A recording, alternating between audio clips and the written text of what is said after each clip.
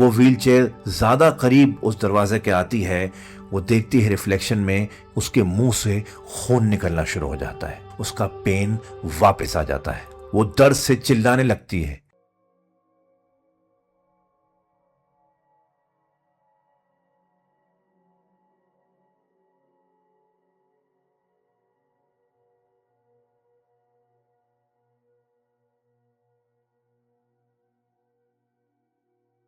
कहते हैं कि हमारे आसपास हर वक्त अलग अलग तरीके की एंटिटीज हैं। कुछ पॉजिटिव हैं तो कुछ नेगेटिव। और ये पॉजिटिव और नेगेटिव एंटिटीज हमारी जिंदगी को किस तरीके से अफेक्ट करती हैं, ये बहुत हद तक इस चीज पर डिपेंड करता है कि हमारी डीड्स, हमारे कर्म किस तरह के हैं। हम जिस तरह के कर्म करते हैं उसी तरह की एंटिटीज कहीं ना कहीं अपने आसपास, हमारे आसपास एक ऑरा बना लेती हैं। कई लोग इसको ऑरा बोलते हैं, कई लोग इसको एनर्जी बोलते हैं, कई लोग वाइब बोलते हैं, पर ये होती सब एक ही चीज है। और इस तरह की जो एंटिटीज हैं वो अगर आपके साथ अटैच हो जाएं, या आप जिस घर में, जिस जगह पर रहते हैं उससे अटैच हो जाएं, तो कहते हैं कि इनको वहां से निकालना ऑलमोस्ट नामुमकिन होता है। आज की कहानी भी इसी बारे में है। ये कहानी है मौसमी की, जो इस वक्त तो यूके में रहती हैं और वहां रह के हमारे चैनल को फॉलो करती हैं, सुनती हैं। लेकिन ये कहानी तब की है जब वो 2009 और 2013 के बीच में मुंबई में रहा करती थी। ये 4 साल मौसमी की जिंदगी के सबसे भयानक साल थे। आज भी वो इनकी मेमोरीज अपने साथ लिए हुए हैं और शायद कहीं ना कहीं एंड तक ये 4 साल उनके साथ जाएंगे। ये कहानी मौसमी ने हमारे इंस्टाग्राम द डर डायरीज पर भेजी, एक सीरीज ऑफ वॉइस नोट्स के जरिए। उनके वॉइस नोट्स जब हमने सुने तो हमें रियलाइज हुआ कि वैसे तो उनकी आवाज बड़ी काम है, लेकिन कुछ उन पॉजेज में, उन खामोशी में कुछ ऐसा था जिससे हमें ये लगा कि ये कहानी आप लोगों के सामने लानी बहुत जरूरी है। ये कहानी है मौसमी की, आइए सुनते हैं। इमेजिन करिए एक नई नवेली दुल्हन। नहीं, सिर्फ इमेजिन नहीं, उसको एक्चुअली ढंग से सोचिए। क्या मतलब होता है एक नई दुल्हन होने का? क्या सिर्फ सजना संवरना होता है, या उससे बहुत बियॉन्ड होता है? एक नई शादीशुदा लड़की के लिए सब कुछ छोड़ छाड़ कर एक ऐसी जगह पर सेटल होना जहां उससे एक्सपेक्ट यह किया जाता है कि ट्रांजिशन बहुत सीमलेस रहेगा, वो आते ही सब संभाल लेगी, वो आते ही इसको अपना घर समझ लेगी। एक ऐसी जगह छोड़ के आना जहां आप पले बढ़े, जहां आपके निकनेम्स पढ़े, जहां आपने खेला अपने कजन्स के साथ, अपनी सिबलिंग्स के साथ, जहां आपको मार पड़ी, जहां आपके ऊपर शाबाशी दी गई, सब चीज़ें हुई, और फिर एक नई जगह पर सेटल होना। इसमें बहुत हद तक हाथ होता है इन लॉज का उस लड़की के। वो किस तरह से उसको वहां पर ट्रांजिशन होने का मौका दे रहे हैं, क्या क्या चीजें उसके साथ हो रही हैं, किस तरीके से उसको हैंडल किया जा रहा है। ये बात है 2009 की। मौसमी कोलकाता से मुंबई आई थी शादी करके।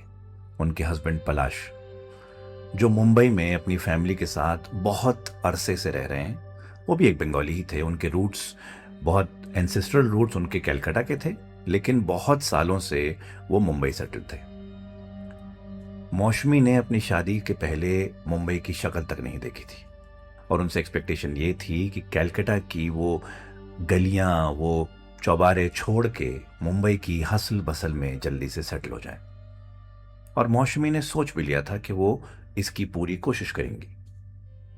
उनके इन-लॉज और उनके हस्बैंड काफ़ी वार्म फैमिली थी। उन्होंने मौसमी को बहुत अच्छे से अपनी फैमिली में वेलकम भी किया और उनको अच्छे से सेटल होने का मौका भी दिया। लेकिन क्या है ना कि शादी के बाद हमारे हिंदुस्तान में एक रस्म है।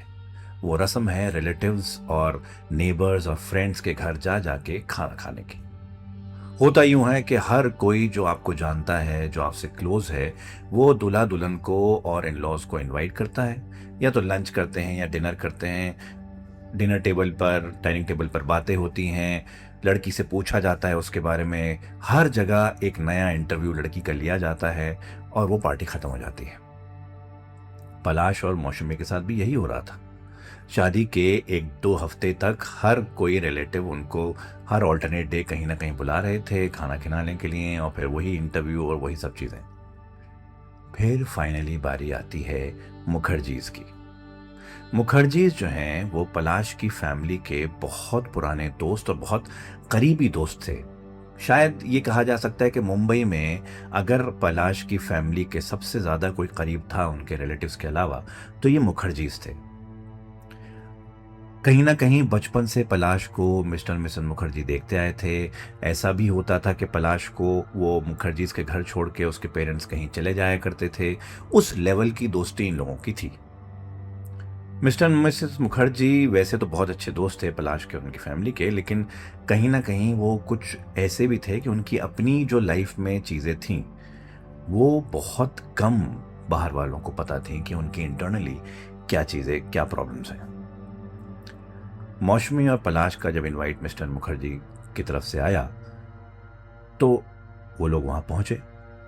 मौसमी हर किसी घर की तरह इसको भी समझ रही थी कि यही एक फ्रेंडली नेबरहुड है जहाँ पर जाके लंच करना है और वापस आना है। लेकिन जैसे ही मौसमी ने उस घर में कदम रखा, एक हेवीनेस, एक अजीब सी वाइब, कहा जा सकता है कि उस घर में उनको एक अजीब सी वहशत सी आई घुसते ही।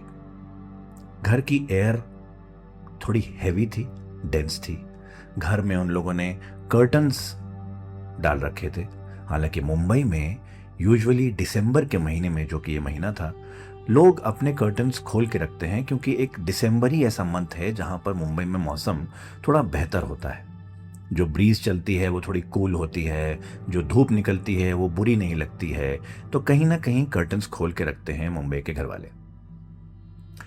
लेकिन मुखर्जीज के घर में ज़रूरत से ज़्यादा अंधेरा था और जो लाइट्स जल रही थीं उन लाइट्स ने पूरे घर को एक डिम वातावरण सा दे रखा था। खैर, मौसमी क्योंकि नई नवेली दुल्हन थी तो वो अंदर घुसी और बिल्कुल एक नई नवेली दुल्हन की तरह वो तैयार होकर गई थी जैसे कि होना चाहिए। एक बनारसी साड़ी पहन रखी थी, मेकअप उस हिसाब से था, ज्वेलरी एक नई नवेली दुल्हन की जो होनी चाहिए वो भी थी। पलाश भी एकदम बिल्कुल फॉर्मल शर्ट पैंट में आया था ताकि लगे कि नए नवेले न्यूली मैरिड कपल है। जैसे ही मौसमी अंदर घुस के लिविंग रूम में बैठी है, उसको जो एहसास उस घर में हो रहा था वो धीरे धीरे बढ़ने लगा था।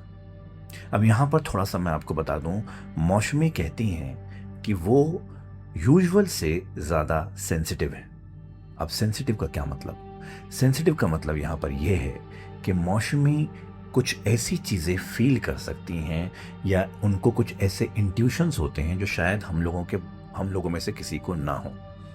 जैसे कि अगर कोई चीज़ बुरी होने वाली होती है उनके किसी लव्ड वन के साथ, उनके किसी जानने वाले के साथ, तो उनको पहले से पता लग जाता है।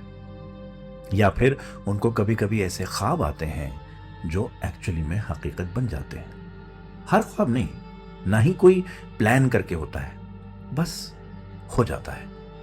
और मौसमी कहती हैं कि उनको ऐसी जगहों पर ज़्यादा सेंसिटिविटी हो जाती है जहाँ पर अलग अलग तरीके की एंटिटीज मौजूद हों। उस घर में घुसने के बाद भी उनको कुछ ऐसी ही फीलिंग आई थी कि कुछ तो गलत है इस घर में, और उनको ये फीलिंग साथ में और आ रही थी कि जो भी गलत इस घर में है वो मौसमी को इस घर में नहीं चाहता।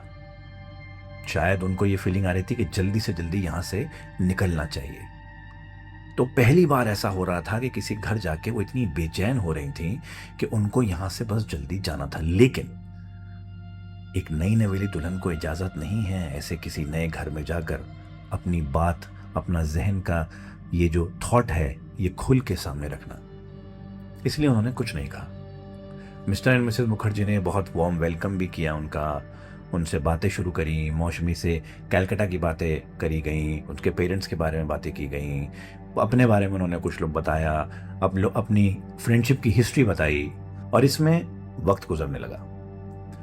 मिस्टर एंड मिसेस मुखर्जी के 2 बच्चे थे। छोटा वाला राहुल 6-7 साल का होगा। राहुल ने जब ड्राइंग रूम में आवाजें सुनी तो वो अंदर के रूम से भागता हुआ बाहर आया। जैसे कि एक छोटा बच्चा जितना एक्सट्रोवर्ट होता है वो उतना ही था। उसने मौसमी को देखा तो सीधा मौसमी के पास आके उसको प्यार से हाथ मिलाया। मौसमी ने बड़े प्यार से जैसे बच्चों को ट्रीट करते हैं वैसे ही किया, और वो कहीं ना कहीं मौसमी से थोड़ा सा हिलने लगा, थोड़ा सा बातें उससे करने लगा। तो मिस्टर मिसेस मुखर्जी को भी लगा कि ये बड़ी अनयूजुअल सी बात है, लेकिन अच्छी बात है कि उनका बच्चा जो है किसी के साथ घुल मिल रहा है। उनकी बड़ी बेटी थी सुचिस्मिता, प्यार से सुचि बोलते थे। सुचि अभी भी अंदर ही थी अपने कमरे में, बाहर नहीं आई थी, और मौसमी की ये फीलिंग बढ़ती जा रही थी। जब थोड़ा वक्त गुजरा तो फिर सुचि अपने कमरे से बाहर आई। जैसे ही वो कमरे से बाहर आई, मौसमी और सुचि की आंखों ने एक दूसरे को देखा। मौसमी को उस वक्त रियलाइज हुआ कि सुचि एक व्हीलचेयर बाउंड बच्ची है, तकरीबन 13-14 साल की। लेकिन जब वो बाहर आ रही थी तो पहले से ही वो मौसमी को घूरती हुई आ रही थी, जैसे अपनी आईज उसने मौसमी पर लॉक कर ली हो। और मौसमी ने जब पहली बार सुचि को देखा, वो जो फीलिंग मौसमी को उस घर में एंटर होते आई थी, उसको एक डायरेक्शन मिल गया था। ऐसा लग रहा था जैसे सुचि से ही वो फीलिंग्स आ रही हैं। मौसमी इस फीलिंग को ना हेट में डिस्क्राइब करती हैं। हालांकि पहली बार मुलाकात हो रही थी, और वो हेट भी ऐसा नहीं कि जैसे कोई टीनेजर बच्चे का हो कि क्यों मेरे घर में आ गए ये लोग, मुझे अकेलापन पसंद है, जैसे कि टीनेजर बच्चे होते हैं। वो अलग तरीके का हेट था। वो आंखें अलग तरीके से घूर रही थीं। वो ऐसे घूर रही थी जैसे मौसमी चाहकर भी आई कांटेक्ट ना कर पाए। जैसे वो होता है ना, जब आपको पता है कि कोई आपको बहुत ही अजीब तरीके से घूर रहा है और आप उससे आई कांटेक्ट अवॉइड करते हैं, क्योंकि आपको कहीं ना कहीं डर लग रहा होता है उसकी आंखों में देखने में। उस तरीके की फीलिंग मौसमी को सुचि को देखकर आ रही थी। सुचि आई, न किसी से बात करी, न किसी को ग्रीट किया, न कुछ बोला, बस आके एक जगह अपनी व्हीलचेयर रोकी और बैठ गई। शायद मिसेस मुखर्जी को यह एहसास हो गया था कि सुचि की कंडीशन जो है वो कुछ लोगों को बॉदर करती है, खासतौर से नए लोग जो पहली बार उसको देखते हैं। तो उन्होंने डिफेंसिव मोड में आते ही सुचि को देखा, मौसमी को देखा, और फिर बोली, वो असल में सुचि थोड़ी बीमार रहती है, उसकी बातों का या उसका बुरा मत मानिएगा, वो अगर कुछ देखती है या कुछ करती है ना तो उसका कोई ऐसा कोई मतलब नहीं होता, वो थोड़ी सी अलग थलग रहने वाली बच्ची है। ये उस मां के अल्फाज थे जो शायद सब कुछ जानती थी, उसके बावजूद किसी के सामने वो नहीं बोल सकती थी कि सुचि सिर्फ बीमार नहीं थी, कुछ और भी बहुत गलत था सुचि के साथ। मौसमी हालांकि वहां उसके बाद तकरीबन 2-3 घंटे रुकी, लेकिन कंटिन्यूसली वो सुचि को नोट करती रही, और जितनी बार उसने सुचि की तरफ देखने की कोशिश करी, सुचि उसी को घूर कर देख रही थी। ऐसा लग रहा था मानो एक सेकंड के लिए भी सुचि ने अपनी आंखें मौसमी से हटाई ना हो। ये बात बहुत अजीब थी। पहली बार किसी से मुलाकात हो रही है, 13 साल की बच्ची है, ना इससे पहले कभी बात हुई, ना मुलाकात हुई, ना कुछ बोला, और अभी भी बातचीत नहीं हुई दोनों में। उसके बावजूद किसी को इस तरीके से देखना कि वो नफरती और वहशती घूरना हो, ये कोई आम बात नहीं है। मौसमी ने किसी तरह से वो टाइम बिताया, खाना पीना किया, जो लिफाफा नहीं दुल्हन को मिलता है वो दिया गया। उसके बाद जाने की बारी आई। दरवाजे पर पलाश, मौसमी और उनकी फैमिली खड़े हैं। गुड बाइज हो रहे हैं, आपस में प्लेजेंट्रीज एक्सचेंज हो रही हैं, फिर मिलने की बातें हो रही हैं कि अचानक बहुत ही खामोशी से सुचि पीछे से आई और मौसमी के पास अपनी व्हीलचेयर लाके खड़ी हो गई। किसी को जैसे पता ना लगाओ कि वहां पे आई, और फिर अचानक से उसने उसकी बनारसी साड़ी का एक कोना पकड़ के खींचा। ऐसे नहीं जैसे वो चेक कर रही हो कि क्या है, खूबसूरत है, कौन सा मटेरियल, नहीं, ऐसे जैसे वो एक नफरती हाथ किसी चीज को खींचता है पावर से। उसने उसको पकड़ के खींचा एकदम। मौसमी थोड़ा सा हिली, देखा कि क्या हुआ, तो देखा वो उसके हाथ में साड़ी का पल्लू है, और उसकी तरफ घूर के सुचि बोली बड़े अजीब अंदाज में, तुम्हें लगता है तुम ये पहनकर खूबसूरत लग रही हो? गंदी लग रही हो, भद्दी लग रही हो, बिल्कुल सूट नहीं कर रहा तुम पर ये कलर। ये कहा और साड़ी का पल्लू फेंका और चुपचाप जैसे आई थी वैसे ही चली गई। मौशिक में समझ नहीं आया कि कोई ऐसा क्यों बोलेगा। पहली बार वो मुंबई आई है शादी के बाद, पहली बार इस फैमिली के घर आई है। एक टीनेजर बच्ची उससे इतनी नफरत क्यों करती है कि इस तरह की चीजें बोल के चली गई। खैर, वहां से निकले, कार में बैठे और घर की तरफ रवाना हो गए। लेकिन मौसमी का जो ध्यान है वो कंटिन्यूसली सुचि के ऊपर ही था, क्योंकि मौसमी कहीं ना कहीं उनको एक इंट्यूशन हो गई थी कि कुछ गड़बड़ या कुछ बहुत गलत चीज ऐसी है जो सुचि के साथ अटैच है। उनको वो फीलिंग इस तरीके से परेशान करने लगी थी कि वो घर पहुंचने के बाद भी उसी इंसिडेंट के बारे में सोचने लगी और सुचि का चेहरा मौसमी के दिमाग में बहुत गहराई से घुस गया था। उस इंसिडेंट को अब काफी दिन हो चुके थे और जैसा होता है कि जब ऐसी चीजें एक डिस्टेंट हो जाती हैं तो आप धीरे धीरे धीरे भूलने लगते हो और ऐसी चीज़ों को कहीं ना कहीं अपने माइंड से निकाल के लाइफ में मूव ऑन करने लगते हो। मौसमी भी इसी चीज़ की कोशिश कर रही थी और शायद थोड़ा हो भी गई थी। लेकिन मुखर्जीज और पलाश की फैमिली इतने क्लोज थे कि ऑलमोस्ट हर संडे को शाम को ये लोग मिलते थे और सारा वक्त साथ में बिताया करते थे।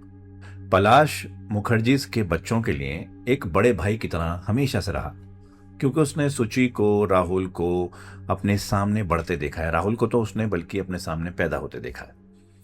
तो कहीं ना कहीं वो एक बड़े भाई की तरह उसने बचपन से इनको साथ में खिलाया भी है, इनके साथ रहा भी है। तो मौसमी ऑब्वियसली राहुल के लिए उसके दादा की वाइफ थी, यानी कि बोदी थी। लेकिन सुचि ने अपनी वो नजर, अपना वो हेट, अपनी वो एक अजीब से देखने वाली नजर वो खत्म नहीं करी थी। मौसमी को लगा था वक्त चलते चलते शायद वो सुचि उसको अपना ले या उससे बात करने लगे। मौसमी ने थोड़ा बहुत ट्राई भी किया कि उससे थोड़ा सी बात हो जाए, लेकिन सुचि हमेशा उसको उसी हेटफुल नज़र से घूरती रहती थी, जैसे वो चाहती है कि मौसमी ना तो इस घर में आए और ना ही उस फैमिली के और पलाश की फैमिली के आसपास भी रहे। एक अजीब सी हेट उसने पाल रखी थी। लेकिन मौसमी के आज तक समझ नहीं आया था कि ऐसा क्यों हो रहा है। हालांकि मौसमी भी सुचि की इस हेटफुल नज़र को नोट कर रही थी। ऐसा नहीं था कि मौसमी को पता नहीं था, लेकिन वो अभी तक इग्नोर ही करती आई थी, क्योंकि उसको अभी तक भी ये लग रहा था कि अगर वो कुछ भी इस बारे में बोलेगी तो क्या कोई यकीन भी करेगा। वो चाहती थी कि सुचि से थोड़ा सा बात कर पाए या दोस्ती बढ़ा ले, जैसा कि फैमिली भी चाहती थी। बार बार अपने आप को समझाती थी कि सुचि एक टीनेजर लड़की है, बच्ची है, समझ जाएगी, लेकिन नहीं। शादी को तकरीबन 1 साल से ज़्यादा हो चुका था और एक संडे इवनिंग, हर संडे इवनिंग की तरह ये दोनों फैमिलीज गैदर हुई थी। गैदरिंग खत्म होने के बाद जब ये लोग वापस अपने घर की तरफ वॉक कर रहे थे, पलाश, मौसमी और उसके इन लॉज, तब मौसमी ने हिम्मत करके पलाश से ये बात करी, क्योंकि अब कहीं ना कहीं ये फीलिंग ओवर पावर करने लगी थी। हर बार, हर वीकेंड पे जब ये लोग मिलते थे, मौसमी वापस जाके इसी बारे में सोचती रहती थी और उसको इससे रिकवर होने के लिए तकरीबन 1-2 दिन और लग जाते थे जहनी तौर पे। तो उसने हिम्मत करके पलाश से बात करी कि उसको सुचि कुछ ठीक नहीं लगती, यानी कि उससे कुछ अजीब सी वाइब आती है, उसका ऑरा कुछ कुछ अलग है, डरावना सा भी है और कुछ कुछ तो गलत है उसके ऑरा में। तो जब ये बात पलाश और उसकी फैमिली से की गई तो उन्होंने बड़ा मजाक सा बनाया मौसमी का। पलाश की बहन ने तो उस पर हंसी करके ये बोला कि तुम ज़्यादा ओवर थिंक करती हो, कुछ ज़्यादा ही सेंसिटिव हो इन मामलों में, ये सब चीज़ें बेकार की बातें हैं। पलाश ने भी डिस्कार्ड कर दिया कि मैं उस बच्ची को बचपन से जानता हूँ, ऐसा कुछ नहीं है। वो 14-15 साल की बच्ची है, वो क्या ही उसका ऑरा होगा और क्या ही गलत होगा। पलाश की माँ सब सुन रही थी। उस वक्त वो कुछ नहीं बोली। जब ये लोग घर पहुंच गए, मौसमी ने उस बात को इग्नोर कर दिया और कहीं ना कहीं उसका समझ में आ गया कि अगर दोबारा ये बात करी गई तो उसको ज़्यादा सेंसिटिव होने का इल्ज़ाम लगा के डिस्कार्ड कर दिया जाएगा। इसलिए मौसमी चुप ही हो गई। लेकिन अगले दिन जब सब लोग घर से चले गए अपने काम पर, अपनी चीज़ों पर, तब पलाश की माँ मौसमी के पास उसके कमरे में आती हैं, बैठती हैं और बोलती हैं कि मुझे मौसमी तुझसे कुछ बात करनी है। दोनों बैठे और तब पलाश की माँ ने उससे पूछा कि तुम्हें सुची के बारे में क्या लगता है। हालांकि मौसमी थोड़ी हेजिटेंट हुई, लेकिन उसने जो बता सकती थी खुल के उसको भी नहीं बताया, लेकिन जो थोड़ा बहुत बता सकती थी उसने बताया कि उसको सुची से एक वाइब आती है, एक ऐसा ऑरा आता है कि नेगेटिव लगता है सब कुछ। उस घर में, जिस घर में वो लोग रहते हैं, उस घर में एक अजीब सी नेगेटिविटी है, एक अजीब सी डेंस एयर है और ज़रूरत से ज़्यादा ठंडा लगता है वो घर। एक अजीब सी कोल्ड वाइब है उस घर में, और ख़ास तौर से सुची कह रहा हूँ। तब पलाश की माँ ने बताया कि सुची की वजह से मिस्टर एंड मिसेस मुखर्जी पिछले 2-3 साल से बहुत स्ट्रगल में हैं। अगर ये कहा जाए कि सुची एक टाइम पर एक बहुत हंसती खेलती बच्ची थी, बहुत जोवियल थी, बहुत सबके साथ हंसती कुलती थी, मिलनसार थी, तो यकीन नहीं करेंगे लोग। लेकिन अब सुची की जो हालत है, उसने मिस्टर एंड मिसेस मुखर्जी को कहीं ना कहीं तोड़ दिया है, फाइनेंशियली भी और जहनी तौर पे भी।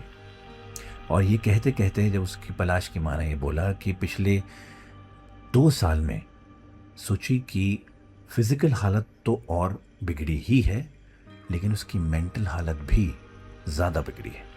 हुआ यूं था कि कुछ साल पहले अचानक से उसको हॉस्पिटल जाया गया। उसको कुछ सीजर आया था, क्या हुआ था, उसके बाद से वो एकदम से उसकी तबीयत डाउन होती चली गई। पहले फिजिकल, एकदम से एनीमिक हो गई, खून कम हो गया, उसको बीमारियां बढ़ने लगीं, आए दिन बुखार रहने लगा, बहुत खांसने लगी, कभी कभी खांसी में खून आने लगा, अजीब सी हरकतें होने लगीं, अजीब सी तबीयत होने लगी उसकी। और उसके कुछ टाइम बाद वो जहनी तौर पर भी बिगड़ने लगी, चीखने लगी, चिल्लाने लगी, अग्रेसिव हो गई, चीज़ें फेंक के मारने लगी, लोगों को तकलीफ़ पहुंचाने लगी, हर्ट करने लगी, अपने छोटे भाई को हर्ट करने लगी। जब डॉक्टर्स को दिखाया गया तो स्किज़ोफ्रेनिया, बाइपोलर जैसी बीमारियां, डिप्रेशन जैसी बीमारियां उसको बताई गई, लेकिन जितने भी टेस्ट कराए गए, मिस्टर एंड मिसेस मुखर्जी को इन सब चीज़ों की वजह समझ में नहीं आई। उसके बहुत सारे टेस्ट डॉक्टर्स ने लिखे, लेकिन किसी में कुछ गलत नहीं आया। जब दिमाग के डॉक्टर को दिखाया गया तो उन्होंने भी दवाइयाँ देनी शुरू कर दी, लेकिन उससे भी कोई असर नहीं हुआ। और धीरे धीरे उसकी तबीयत इतनी ख़राब हो गई कि उसको चलने फिरने के लिए भी व्हील चेयर का इस्तेमाल करना पड़ा। ये बहुत बहुत धक्के वाली चीज़ थी मिस्टर एंड मिसेस मुखर्जी के लिए, और इसलिए पिछले कुछ साल में वो बहुत ज़्यादा स्ट्रगल कर रहे हैं। और इसीलिए कहीं ना कहीं जो बॉन्डिंग है दो फैमिलीज़ में वो बढ़ी है, क्योंकि इसके दौरान मिस्टर एंड मिसेस मुखर्जी के फैमिली के साथ जो अगर कोई खड़ा था और अगर कोई उनका साथ दे रहा था तो वो थी पलाश और उनकी फैमिली। तो इसलिए कहीं ना कहीं एक रिचुअल सा बन गया कि हर वीकेंड जो है उनके घर जाकर या वो इधर आके टाइम वाइम बिताएंगे साथ में, थोड़ा हंसी मजाक होगा और जो ज़िंदगी की परेशानियां हैं वो हल्की हो जाएंगी। जब मौसमी ने ये सब बातें सुनी तो उसको हैरानी नहीं हुई, क्योंकि उसको ये सब कहीं ना कहीं इंट्यूशन हो ही गई थी सुची के बारे में। लेकिन उसने अपनी मदर इन लॉ का थैंक यू बोला और उनसे बोला कि आप उन्होंने बात बताई, ये बहुत बड़ी बात है, उन्होंने इतना ट्रस्ट किया। और ये बात वो अपने जहन में लेकर अपने कमरे में बैठ गई। उस दिन उसको नींद नहीं आई, क्योंकि वो सारी चीज़ें कहीं ना कहीं डॉट्स को ज्वाइन करने लगी। जो उसकी मदर इन लॉ ने बताया, जो उसने महसूस किया, जो सुची के चेहरे पर कहीं दिखा, और मौसमी को कहीं ना कहीं ये यकीन हो गया कि जो भी सुची के साथ अटैच्ड है या जो भी उसके साथ हो रहा है वो सिर्फ एक नॉर्मल चीज़ तो नहीं है। कहीं ना कोई एंटिटी, कोई ना कोई पैरानॉर्मल थिंग उसके साथ अटैच्ड है या इन्वॉल्व है, जिसकी वजह से उसके साथ ऐसा हो रहा है। कुछ वक्त बाद मौसमी को नींद आ गई और बीच रात में उसको एक ड्रीम आया। अब यहाँ पर थोड़ा आपको बता दूं, जो लोग क्लेयरवॉयंट होते हैं या इन जब चीज़ों में थोड़े से ज़्यादा सेंसिटिव होते हैं या जिनकी इंट्यूशन इन सब मामलों में थोड़ी ज़्यादा स्ट्रांग होती है, कभी कभी उनको जो ख्वाब आते हैं, जो ड्रीम्स आते हैं, वो इस तरीके के होते हैं कि वो शायद ख्वाब नहीं होते, वो ड्रीम और रियलिटी के बीच में कहीं होते हैं, जो रियलिटी के करीब भी होते हैं लेकिन एक्चुअली रियल भी नहीं होते। उस रात भी मौसमी को ऐसा ही ख्वाब आया था। मौसमी एक कमरे में खड़ी थी। कौन से कमरे में, किसके कमरे में नहीं जानती थी, लेकिन एक अजीब सी स्मेल थी वहां पर। एक अजीब सा हवा में वही डेंसनेस थी, अजीब सी एक ऑरा था पूरे कमरे में, जैसा उसको मुखर्जी के घर में आता है। फिर उसको कमरे के कोने में दिखी सुची। सुची अपनी व्हीलचेयर पर बैठी हुई है और उसको वैसी वहशत भरी हेटफुल नजरों से घूर रही है। लेकिन इस बार जो चीज अलग है वो ये कि सुची के मुंह से हल्के हल्के, उसके मुंह के कॉर्नर से खून टपक रहा है। जब मौसमी ने देखा तो उसकी तरफ बढ़ी। जैसे जैसे उसकी वो तरफ बढ़ रही है, उसके मुंह से जो खून निकल रहा है उसकी क्वांटिटी बढ़ती जा रही है। खून इतना ज्यादा बढ़ रहा है जैसे सिर्फ निकल नहीं रहा है, उल्टी हो रही है खून की। और सुची बिना रिएक्शन करे, बिना कुछ कहे, बस उसको घूरती हुई वहीं बैठी हुई है अपनी व्हीलचेयर पर। मौसमी उसको हेल्प करना चाहती है, लेकिन जैसे उसके अराउंड एक अजीब सा हो रहा है जो मौसमी को उस तक पहुंचने भी नहीं दे रहा है, और उसके मुंह से खून निकल जा रहा है। वो घूरती गई, घूरती गई, घूरती गई, और उसको थोड़ी देर बाद उसने सिर्फ एक लाइन बोली, मैं तो जा रही हूं लेकिन तुझे भी नहीं छोड़ूंगी, तुझे साथ लेकर जाऊंगी। ये कहा और एकदम मौसमी की आंख खुल गई। वो अपने कमरे में थी, अपने बेड पर थी। उसकी सांस उखड़ने लगी, उसको पसीने आने लगे बहुत ज़्यादा। वो पलाश को बताना चाहती थी ये बारे में, लेकिन डरती थी कि अगर वो ये चीज़ बताएगी तो फिर से उसको ज़्यादा सेंसिटिव होने का ताना मिल जाएगा। इसीलिए वो इस थॉट को अपने मन में दबा के वापस लेट गई। उसको नींद तो उसके बाद नहीं आई, लेकिन अगले दिन सुबह सुबह पलाश के पास एक फ़ोन आया और सारी फैमिली एकदम से हबड़-दबड़ मच गई। फ़ोन में बताया था कि सुची को रात को तकरीबन 3-3:30 बजे के आसपास अचानक से बहुत पेन उठा, चीखने लगी, चिल्लाने लगी, तो उसको हॉस्पिटल लेके गए हैं। वो हॉस्पिटल में एडमिट है, आईसीयू में। ये वही वक्त था जब मौसमी ने वो ख्वाब देखा था, वो ड्रीम देखा था। सारी फैमिली जाने के लिए तैयार हो गई क्योंकि वो सबसे अच्छे दोस्त थे, तो ऑब्वियसली इनको भी उनके बुरे टाइम में उनके साथ रहना था। फैमिली तैयार हो गई, बास्केट भर लिए गए खाने पीने की चीज़ों से कि वहाँ ज़रूरत पड़ेगी किसी भी चीज़ की तो वो जाएंगे। जब मौसमी से तैयार होने के लिए बोला गया तो मौसमी ने मना कर दिया। थोड़ी और केओटिक हो गई सिचुएशन। फैमिली को समझ नहीं आया कि ये किस तरह की बात है जब सबसे करीबी फैमिली को उनकी ज़रूरत है, सबसे करीबी दोस्त को उनकी ज़रूरत है, तो उनकी पूरी फैमिली को वहाँ मौजूद होना चाहिए। लेकिन मौसमी अपने फैसले पर अटल रही। उनको वहाँ नहीं जाना था, मतलब नहीं जाना था। उन्होंने एक्सपेक्ट किया था कि पलाश कहीं ना कहीं इस बात को समझेंगे, लेकिन पलाश ने भी कहीं ना कहीं इस बात को इग्नोर कर दिया और उन्होंने भी फोर्स करने की कोशिश करी।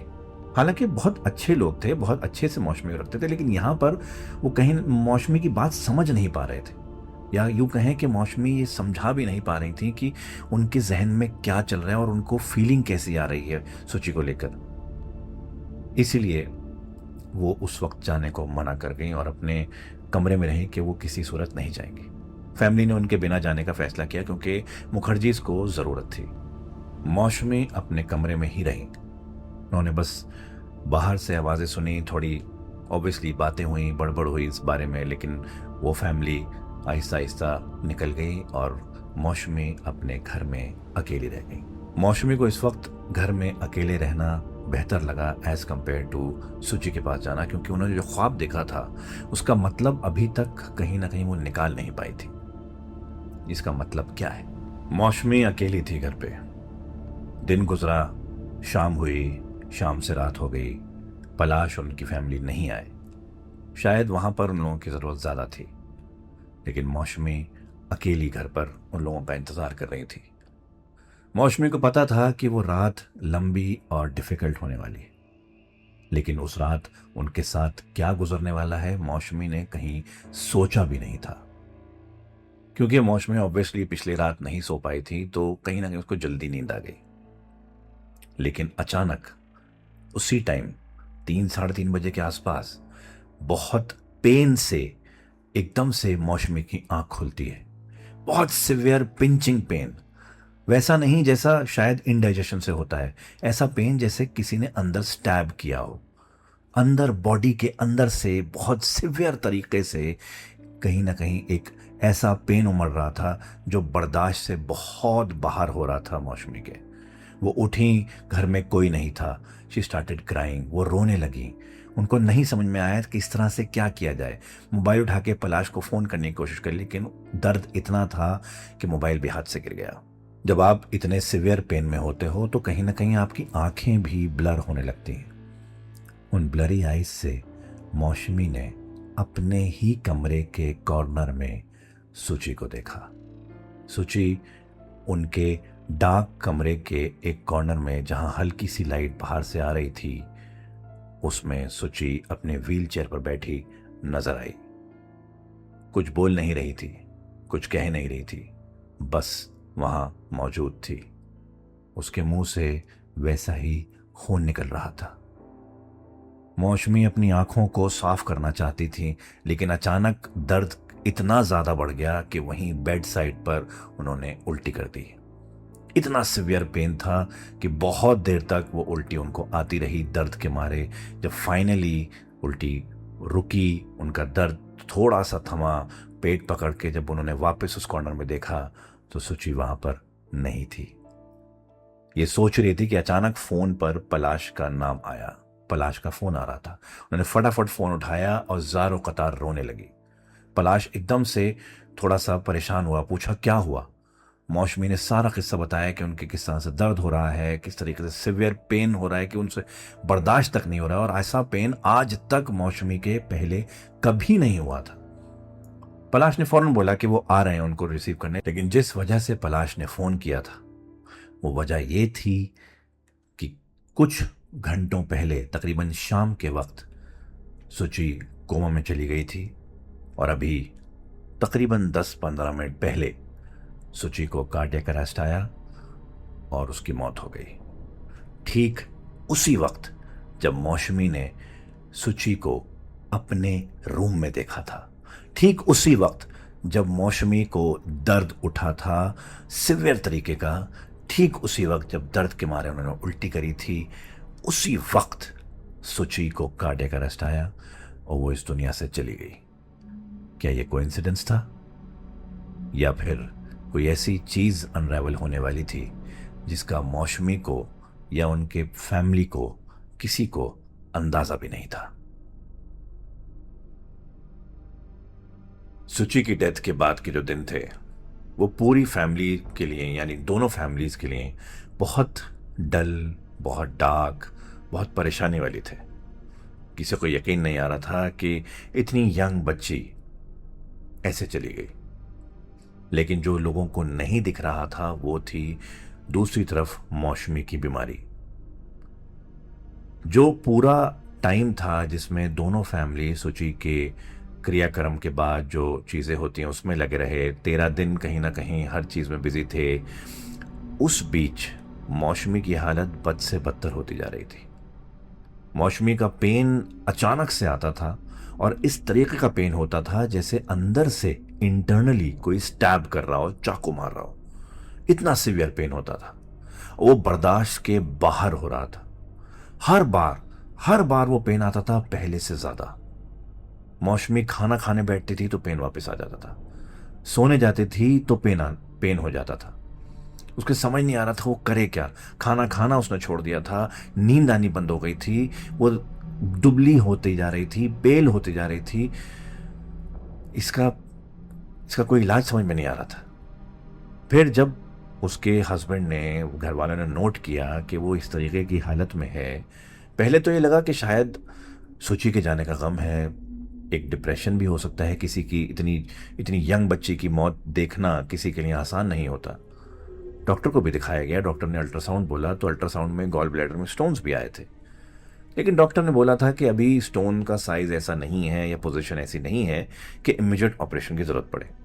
कुछ दवाइयाँ उसको दी थी, पेन किलर वगैरह, और उससे जब पेन उठता था दवाई खा ली तो पेन कुछ टाइम में ठीक हो जाता था, लेकिन परमानेंट इलाज नहीं हो रहा था। फिर एक दिन जब सारे क्रियाक्रम और तेरवी वगैरह सब हो चुकी थी, उसके बाद एक दिन अचानक मौसमी बेहोश हो गई। अपने बेड से उठी और उठते ही नीचे गिर गई और बिल्कुल बेहोश। सारे फैमिली वाले घबरा गए, उसको हॉस्पिटल ले जाया गया, उसी हॉस्पिटल जहां पर शुचि को एडमिट किया गया था। क्योंकि वो हॉस्पिटल दोनों के घर के करीब था तो सबसे पहले वहीं ले जाया जाता था। वहाँ ले गए उसको, डॉक्टर्स ने फिर से अल्ट्रासाउंड किया, चीज़ें उसके टेस्ट हुआ और उसको एडमिट कर लिया गया। एडमिट होने के बाद भी उसकी हालत में कोई सुधार नहीं आ रहा था। डॉक्टर्स टेस्ट पे टेस्ट कराए जा रहे थे, लेकिन उसका पेन बद से बदतर होता जा रहा था। हर रोज़ उसका पहले से ज़्यादा पेन उठता था। जब पेन होता था डॉक्टर्स इंजेक्शन ज़रूर लगाते थे, लेकिन उनके समझ में ये नहीं आ रहा था कि पेन इतना बढ़ कैसे रहा है। जब दोबारा से एक बार अल्ट्रासाउंड कराया गया तब पता लगा कि उसके गॉल ब्लैडर में जो स्टोन्स थे उसका साइज अचानक से इतना बढ़ गया है कि वो गॉल ब्लैडर को क्लोज कर दिया है और इसकी वजह से पैंक्रियाज पे इन्फेक्शन शुरू हो चुका है। इस बीमारी को कहते हैं पैंक्रेटाइटिस, जिसकी वजह से इंटरनल ब्लीडिंग भी हो सकती है और इंसान की मौत भी हो सकती है। हैरानी की बात यह नहीं थी, हैरानी की बात यह थी कि जो इस वक्त मौसमी को हो रहा था एग्जैक्टली यही सुची को उसकी डेथ से पहले हुआ था। जब सुची की डेथ हुई उससे तकरीबन एक हफ्ता 10 दिन पहले उसको भी पैंक्रेटाइटिस डायग्नोज हुआ था। उसके भी गॉल ब्लैडर में स्टोन्स बहुत बड़े हो गए थे, उसके भी पैंक्रियाज में इन्फेक्शन होने के कारण इंटरनल ब्लीडिंग शुरू हुई थी, जिससे सुची की इवेंचुअली मौत हो गई थी। ये बात क्या कोई इत्तेफाक थी, कोई कोइंसिडेंस था, या फिर जो सुची मरने से पहले मौसमी को बोल के गई थी कि वो वापस आएगी और उसको लेके जाएगी, वो बात सच हो रही थी। मौसमी को कहीं ना कहीं इंटरनली इस बात का यकीन सा हो गया था कि ये जो उसके साथ हो रहा है कहीं ना कहीं इसमें सुची का वो अल्फाज सुची के और वो सेंटेंस कहीं ना कहीं वो शामिल है। इसलिए मौसमी का डर और बढ़ता जा रहा था, उसकी बीमारी भी बढ़ती जा रही थी। दिन ब दिन वो और बीमार हो रही थी। इस वक्त उसको सिर्फ एक शख्स की जरूरत थी, उसकी माँ की। फाइनली जब कई दिन हो गए तो उसकी माँ को बुलाया गया कलकत्ता से। मौसमी की मदर कलकत्ता से आई और जैसे ही वो हॉस्पिटल में उसके कमरे में घुसी हैं और मौसमी ने अपनी मदर को देखा है, वो फूट फूट के रोने लगी। उसकी मदर ठीक उसके पास बैठी, उसको दिलासा दिया, उसको प्यार करा और कहीं ना कहीं वो जैसे इंतज़ार कर रही थी अपने माँ के आने का, क्योंकि शायद एक उसकी माँ ही थी जो उसकी उस सेंसिटिव चीज़ को, उस क्लेयरवॉयंट चीज़ को, उस इंट्यूशन को समझ सकती थी, क्योंकि कहीं ना कहीं ये गिफ्ट उसको अपनी माँ से ही मिला था। माँ ही थी, वो समझ सकती थी कि उसने सुची के साथ जो देखा, सुची को जो देखा और उसके साथ होते हुए देखा या महसूस किया, वो सिर्फ माँ ही को बता सकती थी। और वही हुआ जब माँ उसके साथ स्टे करने लगी और एक वक्त ऐसा आया जब उनके कमरे में कोई और नहीं था, सब अपने अपने काम में लगे हुए थे। पलाश कहीं बाहर चला गया था, बाकी घर वाले भी अपने घर चले गए थे, नर्स भी बाहर थी। तब उसने माँ को सब कुछ बता दिया, एक एक चीज़ शुरू से लेकर आखिर तक। जब वो पहली बार मुखर्जी के घर गई थी, उसको जो महसूस हुआ था, सुची ने जिस तरह उसको घूर के देखा था, उसने जिस तरह सुची को देखा था, उसके बाद जो जो चीज़ें हुई, फिर उसका ख्वाब में आना, ख्वाब में उसको व्हीलचेयर पे बैठे हुए देखना, उसके मुंह से खून निकलना, फिर अपने घर में देखना, उसकी उल्टी होना, दर्द होना, सब कुछ उसने एक एक करके अपनी माँ को बता दिया था। माँ ने बड़े इत्मीनान से, बड़े पेशेंस से उसकी बात सुनी थी, क्योंकि माँ शायद अपनी पूरी लाइफ यही गिफ्ट या कर्ज बर्दाश्त करती आई थी। उनको पता था कि ऐसे मौक़ों पर पेशेंस किस तरीके से रखा जाता है। उनको पता था कि जब इस तरह की इंट्यूशंस हों, इस तरह का एक इल्हाम हो, तब किस तरीके से अपनी फीलिंग्स को कंट्रोल किया जाता है। उन्होंने उसकी बात को नाकारा नहीं, उन्होंने उसकी बात को हाँ भी नहीं भरा, बस उसको इत्मीनान दिलाया कि उसकी माँ उसके साथ है। शायद उसको यही सुनना था। उसकी माँ ने सिर्फ इतना बोला कि तू घबरा मत, मैं हूं तेरे साथ। और वही हुआ। माँ उसके साथ हर रोज रुकने लगी। जब जब रात में रुकने की इजाजत मिलती थी रात में भी रुकती थी, नहीं तो पूरा दिन उसके साथ रहती थी। और इसका असर ये हुआ कि मौसमी बेहतर होने लगी, धीरे धीरे धीरे बेहतर होने लगी। डॉक्टर्स को इंटरनल ब्लीडिंग का कॉज समझ में आ गया, उसका इलाज शुरू हो गया। पैंक्रेटाइटिस की जो दवाइयां दी जा रही थी वो रिस्पॉन्ड करना शुरू कर दी, वो ट्रीटमेंट बेहतर होने लगा। मौसमी पहले से बेहतर होने लगी, तो उसकी शक्ल पे दिख रहा था कि उसके खून का दौरान बेहतर हो रहा है। वो खाना खाने लगी थी, चीज़ें बेहतर हो रही थी। इसी बीच एक दिन ऐसा हुआ, रात में तकरीबन हॉस्पिटल का जो डिनर आता है वो 8 साढ़े 8 बजे के आसपास आता है। वो डिनर करने के बाद अक्सर जो राउंड्स होते हैं वो भी बंद हो जाते हैं, क्योंकि मिलने का समय तो वैसे ही बंद हो जाता है। तो कहीं ना कहीं हॉस्पिटल में खामोशी सी छा जाती है अनटिल अनलेस कोई इमरजेंसी अलग से आए। तो रात को तकरीबन 9 सवा 9 बजे के बाद जब वो खाना वाना खा चुकी थी, उसने अपनी माँ से एक रिक्वेस्ट करा कि माँ, मैं अब थोड़ा बेहतर फील कर रही हूँ, मुझे ना बहुत दिन हो गए इस हॉस्पिटल के कमरे में पड़े हुए। उसको कई दिन हो चुके थे इस हॉस्पिटल के कमरे में बंद हुए हुए, उसने बाहर की शक्ल तक नहीं देखी थी। तो उसने अपनी माँ से रिक्वेस्ट करा कि मुझे पता है वक्त थोड़ा लेट हो गया है, पर क्या तुम मुझे बाहर बस एक थोड़ी देर के लिए ले जा सकती हो?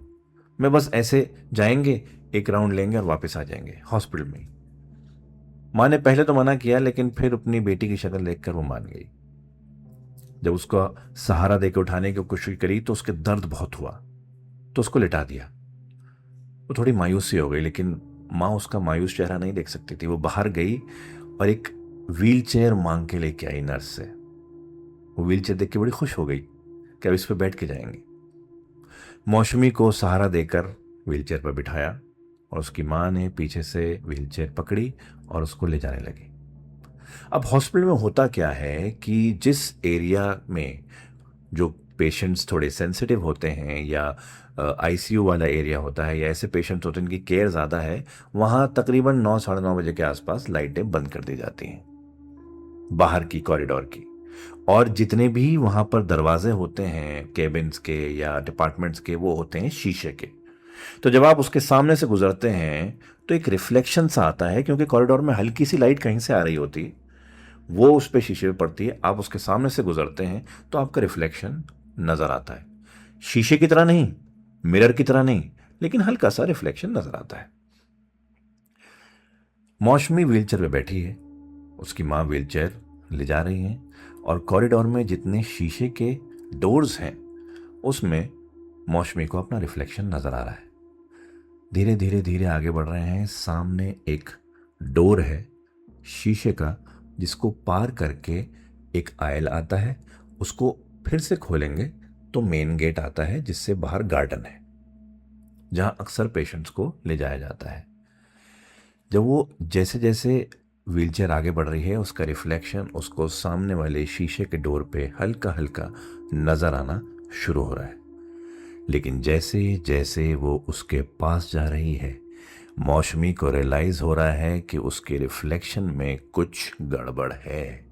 जैसे जैसे वो व्हीलचेयर सामने वाले शीशे के दरवाजे के पास आती है, वैसे वैसे मौसमी को कुछ गड़बड़ उस रिफ्लेक्शन में नजर आ रही है। जैसे और पास आई, जब मौसमी ने गौर से उसको देखा रिफ्लेक्शन को, तो मौसमी को समझ में आया कि उस रिफ्लेक्शन में जहां वो होनी चाहिए व्हीलचेयर पर बैठी हुई, जिस व्हीलचेयर को उसकी मां चला रही है, उस रिफ्लेक्शन में उसी व्हीलचेयर पर सुची बैठी है। मौसमी की जगह सुची बैठी है उस व्हीलचेयर पर जहां पर मौसमी को होना चाहिए। और जैसे ही वो व्हीलचेयर ज्यादा करीब उस दरवाजे के आती है, वो देखती है रिफ्लेक्शन में कि सुची जो वहां दिख रही है उसको, उसके मुंह से खून निकलना शुरू हो जाता है। और जैसे ही उसको नजर आता है, उसका पेन वापस आ जाता है। वो दर्द से चिल्लाने लगती है। माँ एकदम से व्हीलचेयर छोड़ के उसकी तरफ आती है, कॉरिडोर में चिल्लाती है, नर्सेज आती हैं, उसको फौरन वापस कमरे में लिया जाता है, उसको लिटा के इंजेक्शन दिया जाता है और वो सो जाती है। हल्के हल्के जब मौसमी की आंख खुलती है तो देखती है उसकी माँ उसके बगल में बैठी है और कुछ पढ़ रही है। उसके हाथ में कुछ एक किताब सी है, उसको देख के पढ़ रही है। और जब वो ढंग से आंखें खोलती है और वो होश में आती है तो माँ कुछ पाठ कर रही है। तकरीबन 24 घंटे बाद मौसमी को होश आया है और वो हल्के दबे आवाज में माँ का नाम लेती है तो माँ एकदम चश्मा उतार के वो किताब साइड में रख के उसको कहती है, हाँ बेटा सब ठीक है, तू चिंता मत कर। हुआ ये था कि जब वो बिल्कुल बेहोश सी हो गई थी दवाइयाँ देने के बाद, उसके फौरन बाद से मौसमी की माँ ने मृत्युंजय का पाठ करना शुरू कर दिया था और उस वक्त से लगातार बिना रुके वो मृत्युंजय का पाठ करती चली जा रही थी। धीरे धीरे धीरे दिन गुजरे। वो मृत्युंजय का पाठ रोज करने लगी, रोज उसके पास बैठती, रोज पाठ करती और दर्द अभी भी मौसमी को होता था और बहुत सिवियर होता था, लेकिन उसकी फ्रीक्वेंसी दिन ब दिन थोड़ी थोड़ी थोड़ी थोड़ी कम होने लगी। फाइनली तकरीबन 21 दिन के बाद मौसमी इस कंडीशन में थी कि डॉक्टर्स ने अल्ट्रासाउंड करने के बाद, सारी चीज़ें करने के बाद ये डिसाइड किया था कि उसको डिस्चार्ज करने का वक्त आ गया है। मौसमी अब इतनी बेहतर हो गई थी कि उसका दर्द रिटर्न नहीं आ रहा था। इतनी बेहतर हो गई थी कि वो अपने आप उठ के वॉशरूम तक जाने लगी थी। इतनी बेहतर हो गई थी कि डॉक्टर्स ने फाइनली उसको घर जाने की इजाज़त दे दी थी। वो बहुत खुश थी, अपने माँ के साथ वापस जाएगी, माँ के साथ अपने घर में कुछ दिन बिताएगी और अब जिंदगी फिर से नॉर्मल हो जाएगी। वो उठी, सामान पैक किया, माँ के साथ बाहर निकली। गेट पे खड़े होके वो बहुत दिन बाद बाहर का नज़ारा देख रही थी। बाहर की धूप, बाहर की हवा उसके चेहरे पर बड़ी अच्छे से पड़ रही थी और वो एंजॉय कर रही थी। और वहाँ खड़े होके उसने जैसे बाहें फैला के और एक लंबी सांस अंदर ली। लेकिन जैसे ही उसने लंबी सांस अंदर ली, उसको एक स्मेल आई। ये स्मेल जानी पहचानी थी। ये स्मेल उसने पहले भी महसूस करी थी। ये स्मेल वो स्मेल थी तो जो जब आती है जब कोई इंसान बहुत वक्त तक बेड रिडन हो जाए। कोई इंसान बहुत वक्त तक इस तरीके से बेड रिडन हो जाए कि उसको किसी भी चीज़ के लिए उठने की इजाज़त ना हो, उसकी हर चीज़ बेड पर ही हो रही हो। तब बहुत वक्त बाद जब स्मेल आनी शुरू होती है बेडशीट से, बेड से, कपड़ों से, वो स्मेल थी। हालांकि पहले ये सोचा गया जैसे हॉस्पिटल है, हो सकता है इस तरह की स्मेल बहुत कॉमन होती है, लेकिन वो हॉस्पिटल के बाहर खड़ी थी एग्जिट गेट पे। यहां इस तरह की स्मेल आना थोड़ा अटपटा था। लेकिन उसने अपनी माँ की तरफ देखा। माँ के चेहरे पर भी एक शिकन सी थी, लेकिन फिर भी उसने हाथ पकड़ा मौसमी का और बोली, चलो चलो घर चलो, कोई दिक्कत नहीं, चलो। हाथ पकड़ा, सामने कार में बिठाया और घर की तरफ रवानगी। लेकिन वो स्मेल अभी भी मौसमी के साथ थी। कहीं ना कहीं वो अपनी माँ की शक्ल देख के समझ गई थी कि माँ को भी शायद ये स्मेल आई होगी, बिकॉज माँ भी उसी तरह से सेंसिटिव है, उसी तरह से क्लेयरवॉयंट है, उसकी इंट्यूशन भी बिल्कुल वैसी ही है। ये लोग घर पहुंच गए थे, लेकिन स्मेल अभी भी मौसमी के आसपास ही थी। यहां तक कि इस तरीके की स्मेल हो गई थी कि अब उसको जैसे आदत सी पड़ गई। कुछ दिन गुजरे और ठीक गुजरे। उसकी माँ अभी भी मौसमी के साथ ही थी, क्योंकि डॉक्टर्स ने अभी उसको रेस्ट के लिए बोला था। और ये स्मेल ऐसी हो गई थी जैसे आती थी चली जाती थी, आती थी चली जाती थी। ऐसा लग रहा था जैसे कोई एक चीज है घर में जिससे ये स्मेल आती है। वो कभी तो कमरे में आ जाती है वो चीज तो स्मेल आती है, कभी वो कमरे से बाहर चली जाती है तो स्मेल चली जाती है, कभी वो चीज दूसरे कमरे में चली जाती है तो वहां स्मेल आती है। जैसे कोई एक एंटिटी या कोई एक चीज है जो पूरे घर में स्मेल को लेकर टहल रही है। और ये स्मेल उसको पहले कहाँ आई थी? ये स्मेल उसको सुचि से आई थी। ऐसा लग रहा था कि इस घर में मौशमी के घर में सुची वापस आ गई है, जैसा सुची ने बोला था कि वो वापस आएगी और इसको लेकर जाएगी। 3 दिन तक मौशमी बिल्कुल ठीक रही। अपने माँ के हाथ का खाना भी खाया, अपने माँ के साथ बैठकर पाठ भी पढ़ती थी, सब कुछ करती रही।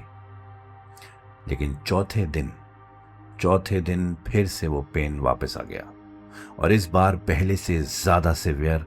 इस बार ऐसा कि शायद इस बार उसकी जान न ले ले। इतना सिवियर पेन दोबारा से हुआ, और एक ही बार में पेन होने पे वो बेहोश हो गई थी।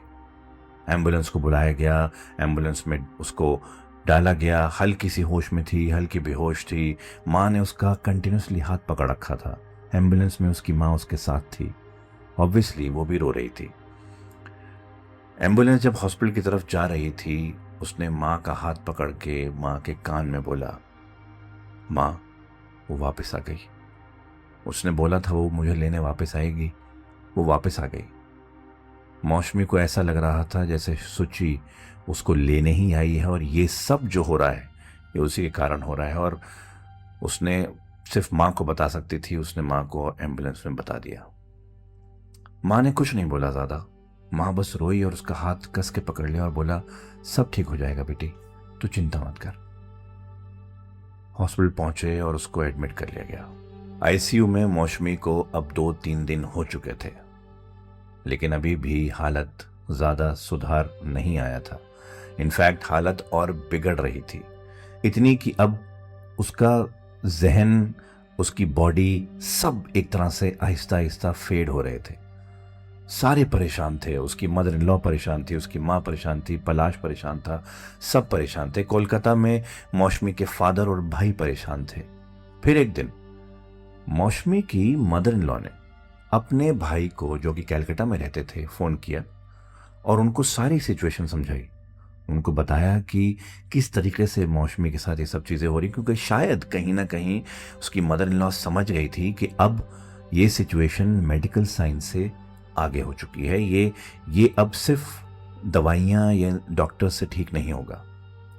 उन्होंने रिक्वेस्ट किया अपने ब्रदर से कि वहाँ का जो कलकत्ता में दक्षिणेश्वर का मंदिर है, वहाँ के जो सीनियर पुरोहित हैं उनको जाके सारी सिचुएशन बताएं, इसकी मदर इन लॉ से बात कराएं, सारी सिचुएशन समझाने के बाद उनसे रिक्वेस्ट करें कि इसकी सेहत के लिए, इसको ठीक करने के लिए एक हवन, एक पूजा की जाए। वही हुआ। उनके भाई जो हैं वहाँ दक्षिणेश्वर मंदिर गए, पुरोहित जी से अपॉइंटमेंट लिया, उनसे मुलाकात करी, उनको सारी सिचुएशन बताई, यहाँ तक कि वीडियो कॉल पे मौशमी की मदर इन लॉ से बात भी कराई। उन्होंने पूरी तिथि विधि जो भी बताते हैं वो सारी बताई, और फिर उन्होंने, पुरोहित जी ने बोला कि मैं अब एक पूजा करूँगा आज ही, उसके बाद मुझे बताना क्या हुआ। अब इस वक्त मौशमी को तकरीबन 1 हफ्ता आईसीयू में हो चुका था, और उसको रोज रात को मेडिसिन से इंड्यूस करके स्लीप दी जाती थी, यानी कि उसको मेडिसिन दी जाती थी सोने की, स्लीप की, ताकि वो आराम से रात गुजार सके। और हर रोज उसकी माँ उसके साथ ही होती थी। उस रात को तकरीबन 4 बजे के आसपास उसकी अचानक से आंख खुली। अब क्योंकि वो एक इंड्यूस स्लीप में थी, तो जब आंखें खुली तो एकदम से पूरी नहीं खुलती, हल्की, जैसे नशे की हालत सी होती है, तो हल्की हल्की आंख खुलती है और थोड़ा सा ब्लरी सा नजर आता है। मौशमी के साथ भी यही हुआ था। हल्की हल्की आंखें खुली और उसको थोड़ा ब्लरी सा नजर आया, लेकिन उस ब्लरी विजन में भी उसको एक चीज साफ नजर आई। उसके बेड के लेफ्ट हैंड साइड पे एक आदमी खड़ा था। आदमी इसलिए क्योंकि उनकी बॉडी शेप से, एक पूरे से समझ में आ रहा था कि कोई आदमी खड़ा है। हैरानी की बात यह थी कि जो भी शख्स खड़ा था उसने वाइट कलर के कपड़े पहन रखे थे, और कहीं ना कहीं अपना चेहरा भी एक वाइट कलर के उससे ढक रखा था, हुडी से। मौशमी चेहरा नहीं देख पाई थी, लेकिन उस आदमी की प्रेजेंस वहां पर उसको बड़ी सेफ महसूस हो रही थी। उसको ऐसा लगा जैसे उसके अपने फादर कलकत्ता से यहां आ गए, लेकिन फिर उसका दिमाग कह रहा था कि वो अचानक से क्यों आएंगे, और आएंगे तो उसको ऐसे कैसे मिलेंगे और वाइट कपड़े क्यों पहनेंगे, इस तरह के पोशाक क्यों पहनेंगे। वो शख्स लेफ्ट हैंड साइड से ऐसे बेड का पूरा चक्कर लिया और दूसरी साइड आ गए और थोड़ा सा झुके और मौसमी के कान में बोला, चिंता मत करो, सब ठीक हो जाएगा, तुम ठीक हो जाओगी, तुम ठीक हो जाओगी। ये कहा और उसको, मौसमी को अचानक से एक बड़ी सेफ फीलिंग हुई। वो उनको टच करना चाहती थी। उसने अपना हाथ बढ़ा दिया तो उन्होंने भी अपना हाथ बढ़ाया। मौसमी ने हाथ को टच किया। हाथ को टच करते ही ऐसा लगा कि जैसे उसके अपने फादर हैं, वाकई उसके फादर कैलकाटा से यहां आ गए हैं। और उसने उनको पुकारा, बाबा बाबा। जब उसने नाम लिया तो उसकी मां की आंख खुल गई अचानक से। वो एकदम से उसके पास गई, हाँ बेटा क्या हुआ, तू क्या क्या कह रही थी। मां, बाबा बाबा आए थे क्या। नहीं बेटा, वो तो कैलकाटा में। लेकिन उस वक्त मौसमी को वाकई ऐसा लगा था कि उसके जो भी वो फिगर था वो जैसे फादर फिगर था। वो रात गुजर गई और अगले दिन से अचानक मौसमी की तबीयत एकदम से बेहतर होने लगी। इतने कि डॉक्टर्स भी हैरान थे कि इतना जल्दी रिकवरी कैसे हो रही है। जहां तक कि जब डॉक्टर्स ने ये बोल दिया था कि इसकी रिकवरी में बहुत टाइम लग सकता है, क्योंकि इलाज कहीं ना कहीं दवाइयाँ रिस्पॉन्ड नहीं कर रही थी। और अचानक से ऐसा रिस्पॉन्स करने लगी कि 2 दिन के अंदर अंदर वो बिल्कुल ठीक थी और तीसरे दिन डिस्चार्ज होने के लिए रेडी थी। 3 दिन बाद वो वहां से डिस्चार्ज होकर अपने घर आ गई थी और उसके बाद उसने एक नॉर्मल जिंदगी बितानी शुरू कर दी थी। वो बिल्कुल जैसे उसको कुछ हुआ ही नहीं था, इस तरीके से हो गई थी वो। लेकिन बीच बीच में अपने ही घर में उसको प्रेजेंस फील जरूर होती थी, क्योंकि जैसा कि मैंने आपको पहले बताया था, गुड एंड इविल, सही गलत एंटिटीज जो होती हैं वो हमारे आसपास हर वक्त रहती हैं। तो हालांकि उसको एक सेफ लगता था, वो जो बाबा उसके पास आए थे ना, उनका ध्यान में रख के, लेकिन उसको एक डर भी था कि सुची गई नहीं है अभी। एक दिन उसको सुची की प्रेजेंस थोड़ी ओवर पावरिंग लगी। उसने आंखें बंद करके बाबा के बारे में सोचा। उसको सेफ फील हुआ, लेकिन जैसे ही आंखें खोली वो स्मेल फिर से आई उसको सुची की प्रेजेंस उस दिन हावी लगने लगी थी। तो उसने क्या किया, फौरन वो अपने मंदिर वाले कमरे में गई, वहां बैठी, आंखें बंद करके उसने पाठ किया जो उसकी मां करती थी। और आंखें बंद करके बहुत देर तक वो पाठ करने के बाद उसने लाउडली एक पूरा सेंटेंस बोला। उसने बोला, तू अगर ऐसे ही मेरा पीछा करती रहेगी तो मैं आज तुझे श्राप देती हूं कि तू ना तो मुक्ति पा पाएगी, ना ही तू किसी को नुकसान पहुंचा पाएगी, और ना ही तू कहीं ठीक से रह पाएगी। ये मेरा श्राप है। ये इस तरीके से उसने लगातार कई बार बोला। और जब तक बोलते ही, जब तक उसका दिल ने ये नहीं बोला कि बस हो गया। वो दिल से श्राप दे रही थी, ये कहकर एक गुस्सा उसके अंदर भरा हुआ था, वो बाहर आ गई। उसके बाद सरप्राइजिंगली सब कुछ बिल्कुल ठीक चलता रहा। उसकी मां भी अब कैलकाटा चली गई थी, नॉर्मल जिंदगी हो गई थी। अब कहीं ना कहीं उसके जहन में सुची फेड होने लगी थी। कभी कभी वो दिमाग में आती थी, लेकिन जब भी सुची दिमाग में आती थी उसके अंदर एक गुस्सा बढ़ जाता था कि सुची ने ऐसा किया कैसे उसके साथ। उसने तो सुची ने कुछ नहीं बिगाड़ा था, तो वो ऐसा क्यों कर रही थी। फिर एक दिन उसको एक ख्वाब आया, वही वाला वैसा वाला ख्वाब जो रियलिटी के ज्यादा करीब होता है एज कंपेयर टू ड्रीम। उस ख्वाब में फिर से उसको सुची नजर आई, लेकिन इस बार सुची एक बहुत डार्क प्लेस में थी। उसके आसपास एक अजीब सा डार्क लिक्विड था जो किसी फॉर्म में नहीं था, जैसे जकड़ रखा हो सुची को। और सुची रो रही थी। वो मौसमी से माफी मांग रही थी, भीख मांग रही थी कि उसको माफ कर दे। एकदम से मौसमी की आंख खुल गई और वो आंख खुलने के बाद भी गुस्से में थी कि उसने माफी मांगी मुझसे, मैं नहीं माफ करूंगी। सुबह होने के बाद उसने अपनी मां को फोन किया, ये बातें वो सिर्फ अपनी माँ से ही करती थी। उसने माँ को सब कुछ बताया जो ख्वाब आया। माँ ने प्यार से समझाया उसको, बेटा माफ कर दे, सुची को माफ कर दे। शायद उसको खुद नहीं पता था वो क्या कर रही है। सुची की आत्मा को ऐसे श्राप देके क्या मिलेगा। पहले तो मौसमी ने बहुत मना किया, नहीं सुची ने मेरे साथ ऐसा किया है, मैंने उसका क्या बिगाड़ा था, मैं नहीं माफ करूंगी। बहुत देर समझाने के बाद फाइनली मौसमी मान गई। फिर मौसमी ने अपनी माँ से तरीका पूछा कि कैसे माफ करे, तो माँ ने पूरा तरीका बताया उसको। तरीका यही था कि वापस उसी जगह जाकर बैठे जहां उसने श्राप दिया था, वैसे ही आंखें बंद करके दिल से वही पाठ पढ़े और दिल से फिर बोले कि जा, मैंने अपना श्राप वापस लिया, तुझे माफ करती हूं, जा तुझे मुक्ति मिले। और बार बार बार बार बार बार दोहराना है जब तक उसका दिल गवारा ना करे कि बस। मौसमी ने वही किया। उस कमरे में गई और दिल से उसको माफ करा। उसके बाद से सब बिल्कुल ठीक हो गया था। यहां तक कि उसने पलाश की जॉब बैंगलोर में लग गई थी, वो लोग बैंगलोर शिफ्ट हो गए थे।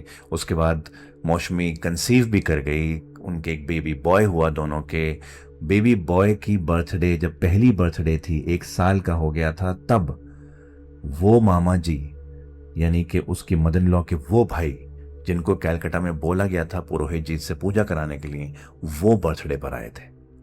जब वो बर्थडे पर आए, मौसमी पे उनसे मिली, तो मौसमी के दिल में था वो पूछे कि क्या पूजा करी थी, किस तरीके से किया था, क्या हुआ था, और उनको बताए मौसमी के साथ उसके बाद क्या हुआ।